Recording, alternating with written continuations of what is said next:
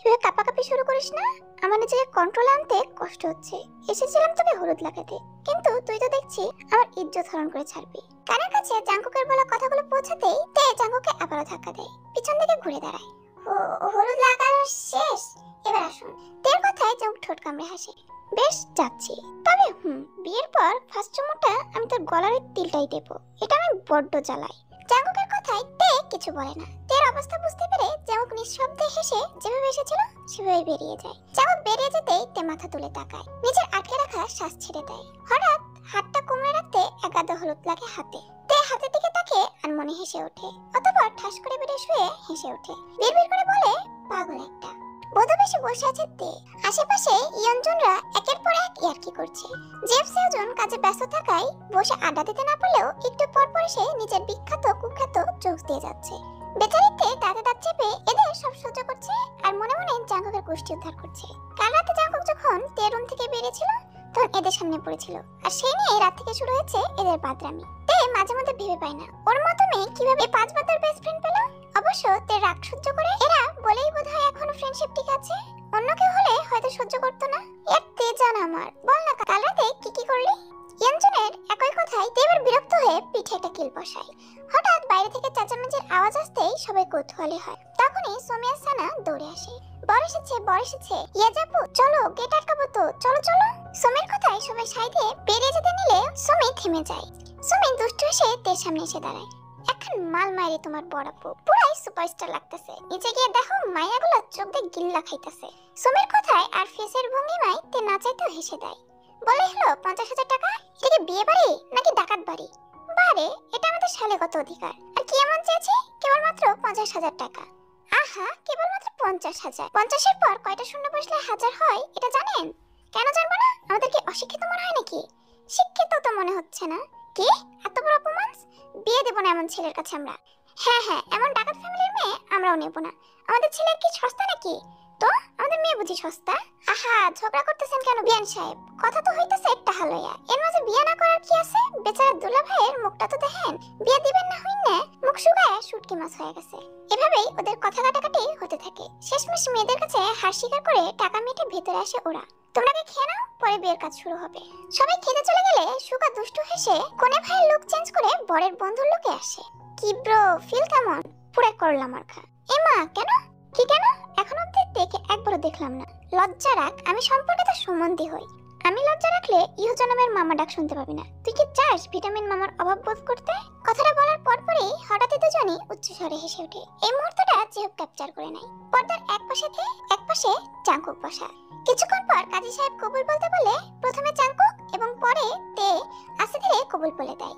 তের চোখ থেকে এক ফোঁটা পানি নিজের অজান্তেই গড়িয়ে পড়ে। সুগা নিজের পরিটার দিকে তাকায়। ছোট বোনটা কত তাড়াতাড়ি বড় হয়ে গেল। সুগা নিজের চোখের পানি লুকাতে ভিড় ঠেলে বেরিয়ে যায়। অন্যদিকে সুবিনও সুগার উল্টো দিকে চলে যায়। জাঙ্কুক আর চোখে নিজের সদ্য বিবাহিত স্ত্রীর দিকে তাকায়। এই মেয়েটা একান্তই আজ থেকে জাঙ্কুকের ব্যক্তিগত সম্পদ। প্রায় 7.5 বছরের প্রণয়ের পূর্ণতা পেয়েছে আজ 3 বাক্যের কবুলের মাঝে। জাঙ্কুকদের বাড়ির দরজার সামনে দাঁড়িয়ে আছে তে আর জাঙ্কুক। জিন এসে তেদের বরণ করে ঘরে তুলে। তে আর জাঙ্কুকে বসে ওদের চারপাশ ঘিরে আড্ডা শুরু করে। তে চুপচাপ নীরবতা পালন করছে, মনটা এখনো খারাপ। আসার সময় সুগা সুবিন কারোর সাথে দেখা হয়নি তে। কিছুক্ষণ পর জাঙ্কুকের মাতাজিরা এসে সবাইকে জোর করে ফ্রেশ হতে পাঠায়। ইউনারা চেঞ্জ করে এসে আবারও বসে পড়ে। অনেক ধকল গেছে সারাদিন, এবার সবাই ঘুমাতে যা। আবার কালারটা দিস। তোমরা গিয়ে ঘুমাও আঙ্কেল, আমরা এদের রুমে দিয়ে আসি। ইউনার কথাই বড়রা সাই দিয়ে যে যার রুমে চলে যায়। হানসোহি তেকে নিয়ে আগে জাঙ্কুকের রুমে চলে যায়। জাঙ্কুক উঠে একটা হামি তুলে। সোয়ন দুষ্ট এসে বলে, কি ভাই, তোকে দেখে অনেক টায়ার্ড লাগছে। তাহলে আজ আর বাসর করে লাভ নেই, তুই বরং আমাদের সাথে ঘুমিয়ে পড়। জাঙ্কুক ভ্রুকুচকে সোয়নের দিকে তাকায়। বিয়ে করেছি কি বউ রেখে তোদের সাথে ঘুমাতে? আমাকে কি তোদের গে মনে হয়? যাওয়ার কথাই সোয়নরা হাসিতে ফেটে পড়ে। না, তুই কি হলে কি আর আমাদের এত মিষ্টি বোনটাকে তোর হাতে তুলে দিতাম? আমাদের বোনের কথা ভেবেই বলছি। আজ আর তোর রুমে গিয়ে কাজ নেই। আমি এখন রুমে না গেলে তোদের বোন ভিটামিন আদরের অভাবে শুকিয়ে যাবে। আমি হলাম আবার মহান ব্যক্তি। বিয়ে করা বউকে শুকানোর হাত থেকে বাঁচানো আমার স্বামী ধর্ম। তোর কপাল ভালো, তে আপাতত কোণের সাথে নীরব হয়ে গেছে, নয়তো তোর এই লাজ লজ্জাহীন কথা শুনলে তোর খবর করে ছাড়তো। আসলে আমার বাঘিনী হুট করে কেমন বিড়াল হয়ে গেল। বেচারি কষ্ট পাচ্ছে, ওর কষ্ট কমাতে হলেও আমাকে রুমে যেতেই হবে, নাহলে তোর বোনটা কেঁদে কেঁদে জ্ঞান হারাবে। আমাদের বোনের দোষ না দিয়ে নিজের কথা বল। আসল কথা তো তোর দেরি সহ্য হচ্ছে না। তোর বড় হয়ে আমি হারামি। জাঙ্কুক নিজের রুমের দিকে পা বাড়ায়, ছানা বড়া, সবগুলো দরজা আটকে ওদিকে তাকিয়ে দাঁত কেলাচ্ছে। কি ভাই, কোনো অ্যাড হচ্ছে নাকি ক্লোজ আপের? দাঁত বের করে দাঁড়িয়ে আছিস কেন? ছবি তুলে কি সোশ্যাল মিডিয়ায় ছাড়বি? তোর মুখে জীবনে ভালো কথা নেই। মিষ্টি মিষ্টি কথা বলে বউকে হাত করবো। তোদের সাথে এত মিষ্টি কথা বললে তো ডায়াবেটিস হবে। ধ্যাৎ, ভালো লাগে না। ভালো না লাগলে সরে দাঁড়া। এবার দাঁড়িয়ে আছিস কেন? ভেতরে যাবো আমি। হানসই বেবি, চল আমরা রুমে যাই, আমার ঘুম পাচ্ছে। আহ মরণ, আমার ঘুম পাচ্ছে তো যাও না। এমন ভাবে বলছো যেন আমায় ছাড়া তোমার ঘুম আসে না। আহা শোনাবো, ছোটদের মাঝে আমাদের কি কাজ? তার থেকে চলো আমরা গিয়ে আমাদের কাজ করি। চলো চলো।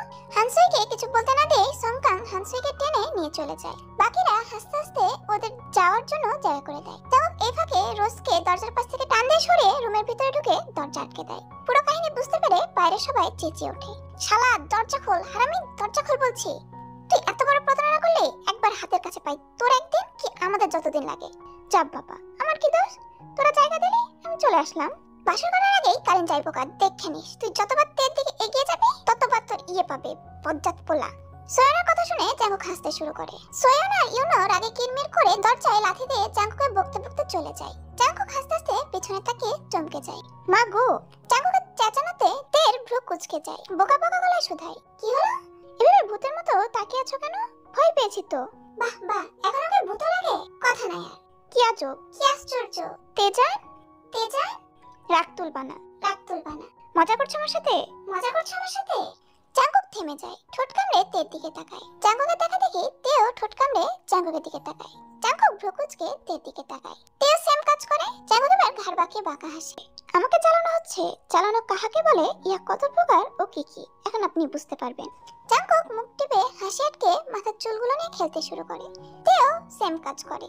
এবার জাঙ্কুক একটানে পাঞ্জাবি খুলে ফেলে। জাঙ্কুকে দেখা দেখি তেও শাড়ির আঁচলে হাত দিতেই চমকে যায়। ফট করে জাঙ্কুকের দিকে তাকায়। জাঙ্কুক ঠোঁট কামড়ে হাসছে। তে নিজের ভুল বুঝতে পেরে মনে মনে নিজেকে বকতে শুরু করে। জিভে কামড় লাগিয়ে আর চোখে জাঙ্কুকের দিকে তাকায়। কি হলো, এবার শাড়ি খুলো। জাঙ্কুকের কথায় তে লজ্জায় মুখ উল্টো দিকে ঘুরিয়ে নেয়। জাঙ্কুক এবার শব্দ করে হেসে দেয়। তে চোখ মুখ কুঁচকে জাঙ্কুকের দিকে তাকায়। তে রিঅ্যাকশন দেখে জাঙ্কুক আরো জোরে জোরে হাসতে শুরু করে। তে রেখে পাশ থেকে কুশন নিয়ে জাঙ্কুকে মারতে শুরু করে। অসভ্য একটা। আরে আরে কি করছো? তাহলে হাসি থামা। তে গাল ফুলানো দেখে জাঙ্কুকের হাসি আরো বেড়ে যায়। জাঙ্কুক! আচ্ছা আচ্ছা সরি, এবার তো থামো। জাঙ্কুক শোয়া থেকে উঠে ওয়াশরুমে চলে যায়। তে আগে থেকেই ফ্রেশ হয়ে গিয়েছিল, তাই এখন আর ফ্রেশ হতে হয়নি। তে জাঙ্কুকের রুম ঘুরে ঘুরে দেখতে থাকে। এক পর্যায়ে কাবার্ড দিকে চোখ যেতেই কাবার্ড খোলে। কাবার্ড দিকে দরজা আটকাতে নিলেই হঠাৎই একটা ডায়েরির দিকে চোখ যায়। তে ভ্রুকুচকে তাকায়। এটা কার ডায়েরি? জাঙ্কুকের নয় তো। পৃষ্ঠা উল্টাতেই চোখের সামনে নিজের হাস্যোজ্জ্বল মুখ দেখে থমকায়। নিচে কিছু লেখা আছে, সেটা পড়তে শুরু করে। একে একে প্রতিটা পেজ পড়ে। তের মুখটা থতমত হয়ে যায়। ডায়েরি আবারও আগের জায়গায় রেখে চুপচাপ বেডে বসে। এতগুলো বছর শুধু শুধু এত রাগ অভিমান পুষে রাখার জন্য কতগুলো দিন চলে গেল। ভাবতেই তের কান্না পাচ্ছে। জাঙ্কুক এসে তেকে ভেবে বসে থাকতে দেখে ভ্রু কুঁচকায়। কি হলো তেজান, নামাজ পড়বে না? জাঙ্কুকের কথায় তে মায়াবী চোখে তাকায়। অতঃপর দুজনে নামাজ আদায় করে নেয়। তেকে পুনরায় মুখ ভার করে বসে পড়ে। জাঙ্কুক এবার সিরিয়াস ভঙ্গিতে তের সামনে গিয়ে দাঁড়ায়। তেজান, কি হয়েছে তোর? মুখ ভার কেন?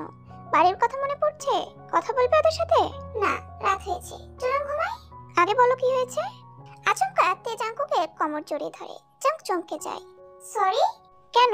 For everything. হঠাৎ আজ সরি কেন? এভাবে। বুঝলাম, চলো ঘুমাই এখন। এখন ঘুমাবো? তো কি করব? কিছু না, ঘুমাবোই তো, ঘুমাবো। তে হামি তুলে শুয়ে পড়ে। জাঙ্কুক হেসে লাইট বন্ধ করে অন্য পাশে শুয়ে পড়ে। তে পাশ ফিরে জাঙ্কুকের দিকে তাকায়। জাঙ্কুকের দৃষ্টি তের দিকেই। দুজনেই চোখ বুজে নেয়। বেশ কিছুক্ষণ পর তে উঠে বসে। জাঙ্কুক চোখ খুলে তাকায়। কি হলো, উঠলে কেন? আপনি এমন কেন জাঙ্কুক? কেমন?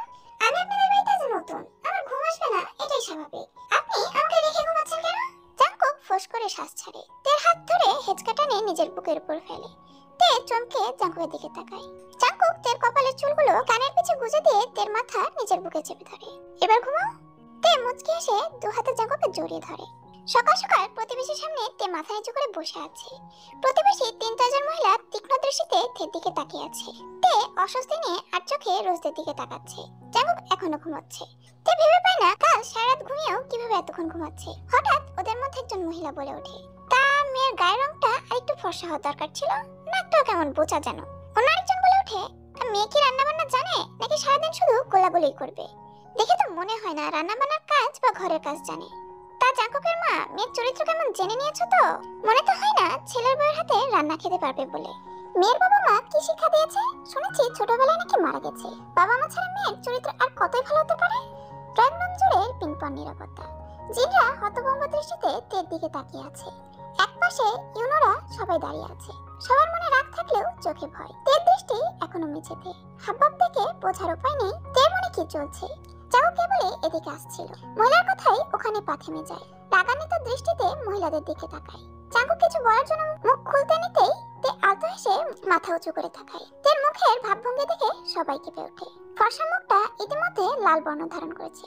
চোখ দুটোতে মনে হচ্ছে আগুন ঝরছে।